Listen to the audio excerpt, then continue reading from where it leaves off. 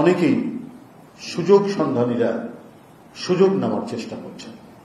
সামনে নির্বাচন, বিএনপির ভাবমূর্তিকে নষ্ট করা বা নানাবিধ কর্মকাণ্ডের জন্য একদিকে যেমন পলাতক দোসররা আছে, ঠিক তেমনি ভাবে আরো দুই একটি রাজনৈতিক দল তারা করছেন। এবং এই যে নিজেদেরটা আড়াল করে আর বানোয়ার দিয়ে কি বলে যে কাহিনী তৈরি করে, কল্পকাহিনী তৈরি করে বিএনপির বিরুদ্ধে অপপ্রচার, এটা হচ্ছে রাজনৈতিকভাবে যারা একেবারে অপসংস্কৃতি মধ্যে ভোগেন এবং ন্যূনতম যাদের কোনো রাজনৈতিক সভ্যতা বলে কিছু নেই, তারাই এই কাজগুলি করতে পারে।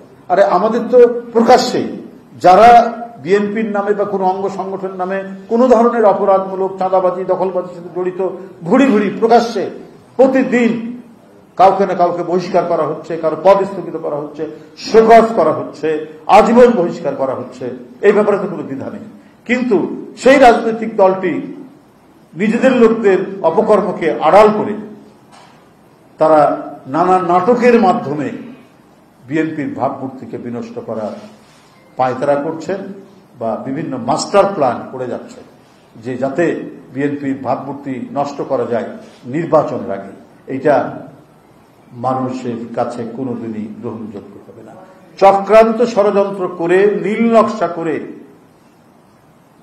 কারো ভাবমূর্তি নষ্ট করা, কোন রাজনৈতিক দলের দীর্ঘদিনের ঐতিহ্যগত যে ইমেজ, সেই ইমেজকে ভুলুণ্ঠিত করার চেষ্টা কোনোদিনই সফল হবে না, অতীতেও হয়নি।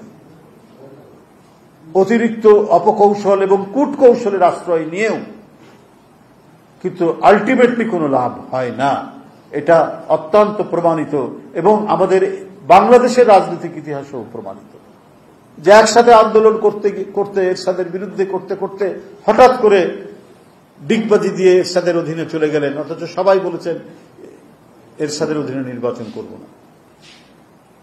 তো এটা তো মানুষ দেখেছে, আরো পরবর্তী বহু ঘটনা দেখেছে। কিন্তু এইসব মানে করা, কূটকৌশলের অবলম্বন করে বিভ্রান্ত করা, এটা অনৈতিক কাজ।